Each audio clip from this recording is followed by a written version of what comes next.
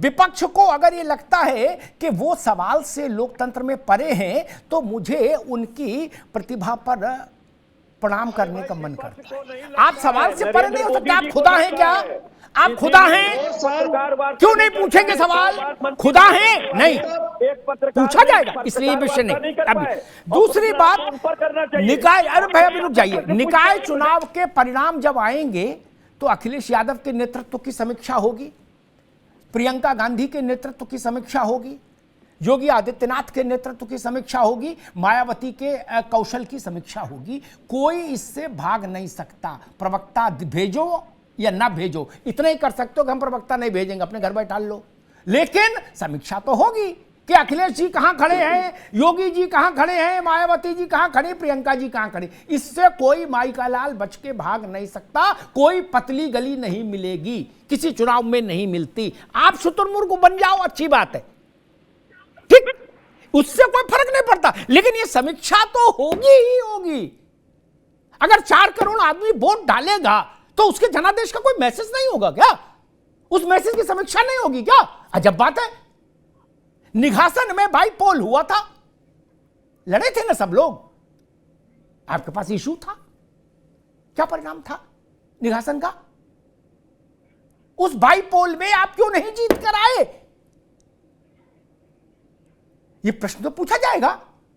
और जिनको ये पूछे, और एक जो इस ढंग का माहौल बना ना देश में, कुछ उस नेताओं ने बनाया कि जैसे ऐसा लगता है कि सत्ता ना हो गई, लोकतांत्रिक प्रक्रिया से मिलने वाली सत्ता जो भारत की सबसे बड़ी पूंजी थी। हमने कभी भी सत्ता हस्तांतरण में विवाद नहीं किया अपने पड़ोसी देशों की तरह, ये भारत की खूबी थी। लेकिन इधर कुछ नेताओं ने ऐसा माहौल बना दिया, लगता है कि जैसे किसी ने जबरिया उनसे शपथ का मंच से उनको उतार के खुद शपथ ले ली हो। ऐसा तो नहीं होता ना। शपथ के मंच पर तो जनता ही भेजेगी ना, कि जबरदस्ती को चला जाएगा, नहीं ना।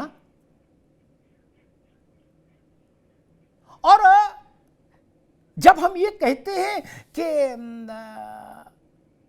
2000-3000 वोट से लेके और 1 वोट तक जितने भी लो मार्जिन वाली सीटें थी वो हमको हरवा दी गई, एक लॉजिक दे रही समाजवादी पार्टी, तो उसको उन सीटों पर भी बोलना पड़ेगा। और वो नहीं बोलेगी तो दूसरे बोलेंगे कि भाई 111 सीटों में जहां वो बहुत कम मार्जिन से जीती, जिन सीटों में, वहां कैसे जीत गई।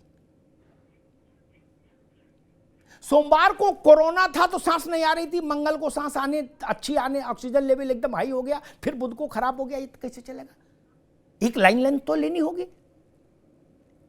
और कांग्रेस जो एक वीतरागी भाव में है ना, अभी एक हाइपोथेटिकल बात कहता हूं नावेद भाई, मान लीजिए 13 तारीख को परिणाम ये आए कि भाजपा नगर निगम के चुनाव में बुरी तरीके से असफल हो गई। मान लीजिए संजय भाई, अभी हाइपोथेटिकल बात कह रहा हूं, ठीक, क्या विपक्षी के लोग उसकी समीक्षा नहीं करेंगे? वो कहेंगे ये नाली बिजली खड़ंजा का मामला है, इस पर कोई टिप्पणी नहीं, इस पर बहस नहीं करेंगे।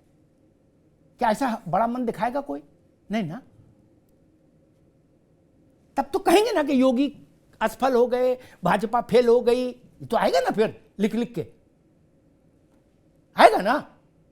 तो अगर आप असफल हो जाएंगे तो आपके लिए ये क्यों नहीं आएगा? मसला इतना ही है, सीधा सरल। और कांग्रेस को अपनी बेहतरी की सलाह भी खराब लगती है। जिस प्रदेश में आप इतने मजबूत रहे कि गोविंद बल्लभ पंत से लेके और नरेंद्र तिवारी तक लगभग एक छत्र राज्य रहा आपका, वहां 2% वोट बचा। राहुल गांधी चुनाव हार गए, उसके बावजूद भी आप बहस में आमादा हो, करे नहीं जी, किसान, युवा, दिस दैट। अरे आप उनकी लड़ाई लड़ रहे होते तो वो आपको वोट नहीं दे रहे होते, क्यों नहीं दे रहे? ये तो पूछा जाएगा ना, इसमें नाराज होने की कोई बातें नहीं होनी चाहिए। बिना संघर्ष के अब वो समय चला गया ऐसे ऐसे वाला कि जहाज से उतरे, मंच के पास जहाज, सीढ़ी चढ़े, ऐसे ऐसे किए, निकल गए, 2 लाख 4 लाख से जिता दिया, वो टाइम चला गया।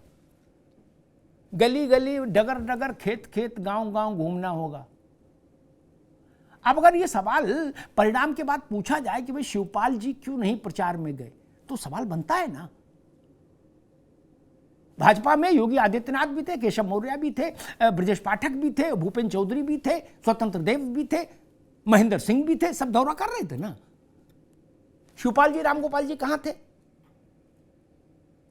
मायावती जी ने अपने को अलग क्यों कर लिया? तो सवाल उठते ही है ना। आपका और जयंत चौधरी का अलायंस है। सहारनपुर में अखिलेश जी रोड शो में थे, जयंत चौधरी नहीं थे। पश्चिम उनकी बेल्ट है। राजनीतिक विषयों पर तो चर्चा होगी ही होगी, उसमें तुरंत मिजाजी से काम नहीं चलेगा।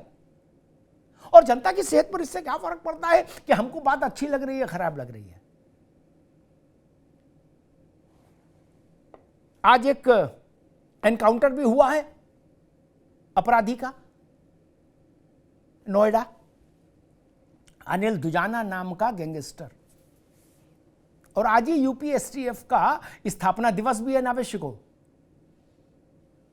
25 साल हुए यूपीएसटीएफ को। अभी तक गैंगस्टर एनकाउंटर को लेके भी एक पॉलिटिकल नैरेटिव होता था कि एक मजहब के ऊपर टारगेट है। क्या? अनिल दुजाना का एनकाउंटर ये, और असद के एनकाउंटर से ठीक 2 दिन पहले एक राणा नाम का अपराधी मारा गया था, 2.5 लाख का इनामिया।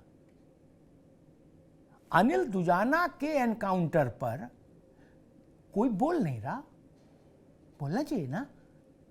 असद के एनकाउंटर पर बोल रहे थे ना, दुजाना के एनकाउंटर पर कोई नहीं बोला। असद के एनकाउंटर पर कह रहे थे कानून की हत्या हो गई, संविधान की हत्या कर दी गई, लोकतंत्र की हत्या कर दी गई। इसकी खबर नहीं मिली क्या? नपने 2 मत रखिए, एक नपना रखिए तो बात बनेगी लोकतंत्र में। 2 नपने से बात नहीं बनेगी। अपराधी अपराधी है, उसका धर्म कोई हो, उसकी जात कोई हो। निकाय के चुनाव तमाम विषयों के अलावा इस विषय पर भी मैंडेट देंगे कि अपराधी को लेकर उत्तर प्रदेश की जनता क्या सोचती है। चाहे अतीक हो, चाहे मुख्तार हो, चाहे अनिल दुजाना हो, चाहे कोई हो। ये बड़ा बड़ा घटनाक्रम है उत्तर प्रदेश के लिए। मुझे प्रतीक्षा रहेगी उत्तर प्रदेश की महान जनता के मंतव्य की कि उसने इस पूरे अभियान को किस रूप में लिया है, माफिया मुक्ति अभियान। ये भी एक बड़ा विषय है जिसका मैं इंतजार कर रहा हूं। आज वोटिंग चल रही थी, तभी दुजाना एनकाउंटर में मारा गया। एक पूरब में एनकाउंटर हुआ था, एक पश्चिम में। जनता देख रही है ना, उसके फैसले की प्रतीक्षा है मुझे।